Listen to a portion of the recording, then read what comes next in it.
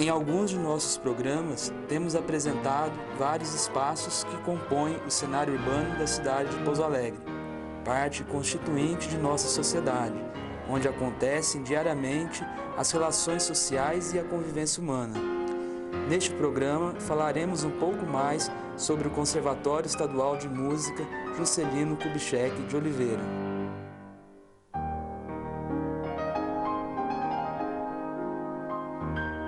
Segundo os documentos arquivados em nosso museu, percebemos que o gosto pela música em nossa cidade já vem de algum tempo, sendo que no início do século XX já havia algumas escolas de música particulares em Pouso Alegre.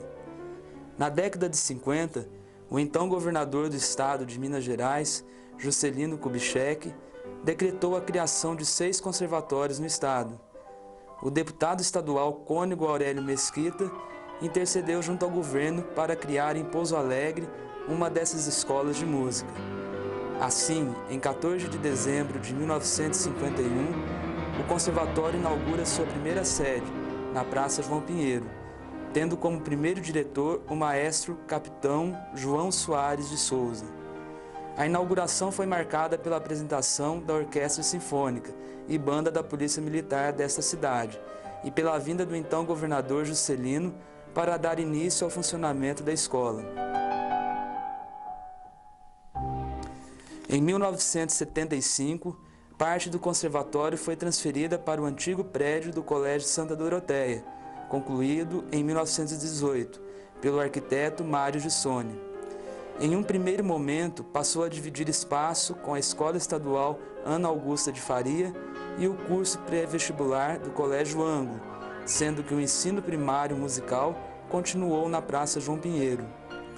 Com a desapropriação do antigo prédio das Doroteias pelo Estado, em 1984, o conservatório passa a ocupar aquele espaço definitivamente.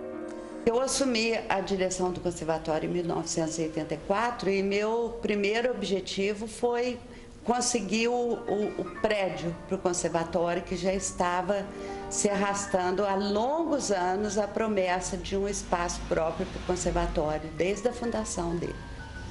E, para minha felicidade, com o trabalho do, na época, deputado Milton Reis, foi conseguida a desapropriação desse prédio em agosto do mesmo ano. Aliás, foi o último ato do governo Tancredo Neves, que saiu para a campanha das diretas já. E daí a gente estava no espaço próprio, tudo bem, um espaço excelente, que a gente nunca teve, porque antes ele era alugado, agora era o nosso espaço, né, a nossa casa. Mas isso foi interrompido dramaticamente com um incêndio que aconteceu na madrugada do dia 9 de março de 1987. Esse incêndio, infelizmente, foi provocado, e tem um laudo pericial que está arquivado na escola. A polícia técnica constatou que o fogo foi colocado na porta lateral da rua Francisco Salles com a Otávio Meyer. E se propagou muito rapidamente porque muita madeira, muito material combustível de fácil combustão. E foi impossível controlar, primeiro porque os bombeiros não tinham o equipamento necessário. Segundo, que não existia hidrante na cidade. Então, a hora que acabava a água do pequeno caminhão que eles tinham que ir lá no Rio Mandu reabastecer o caminhão. Aí, quando eles voltavam, o fogo já tinha avançado mais e com isso a gente perdeu muita coisa.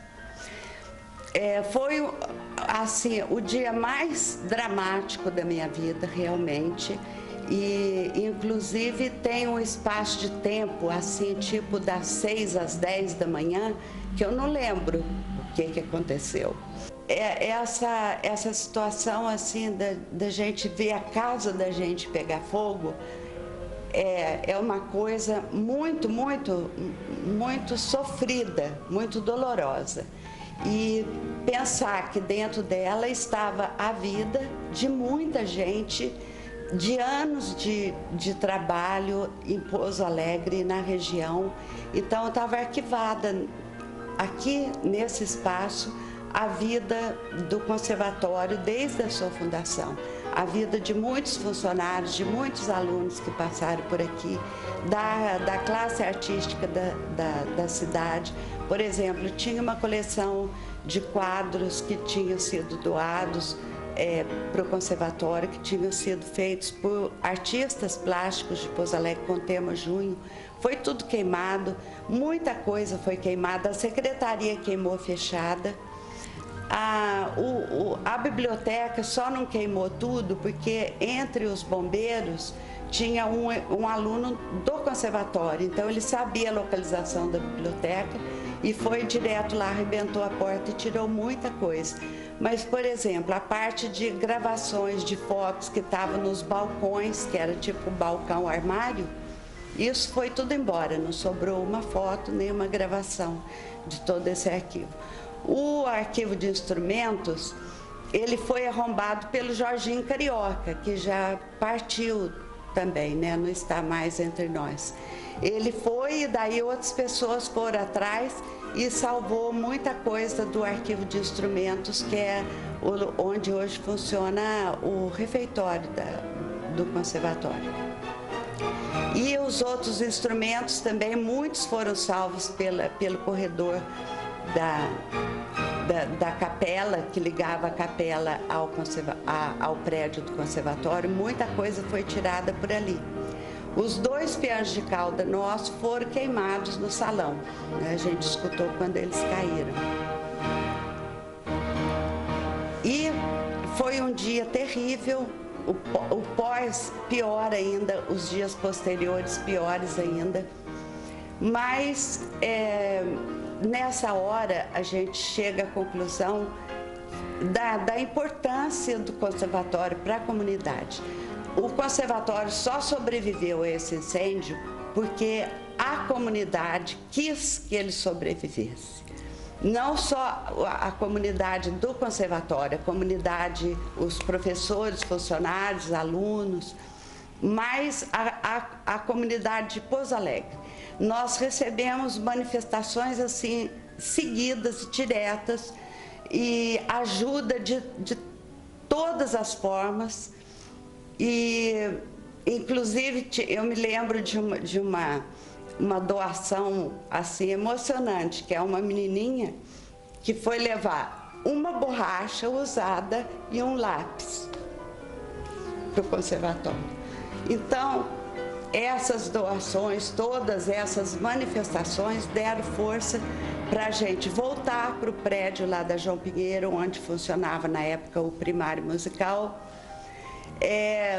e várias casas e vários espaços que foram cedidos, tipo a casa da Dona Cecília, a casa da Leda Ribeiro, a escola Monsenhor Mendonça cedeu salas, a Santa Terezinha cedeu salas, a Maria Antônia Salles cedeu sala, e a gente também ficou aqui no prédio da Escola de Comércio na época. Inclusive, na hora do incêndio, o material que foi sendo retirado foi sendo levado por sugestão da dona Geralda, proprietária, para ser guardado lá, para depois ser recuperado, né? Então, essa hora posterior, imediatamente posterior ao incêndio, foi uma hora muito difícil, mas também uma hora que a gente sentiu uma força muito grande que vinha do próprio grupo, né? E nós lutamos muito, batalhamos muito, inclusive não só por espaço, mas para começar a promover coisas que nos desse algum dinheiro, porque do Estado nós não recebemos nada.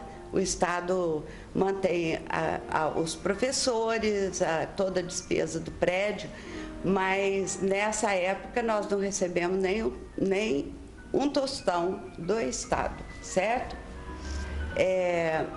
E daí foram muitas e muitas promoções para conseguir começar a comprar coisas, etc. E nós tivemos uma ajuda muito grande do Dr. Jair Siqueira, que ele era presidente da CIMES na época.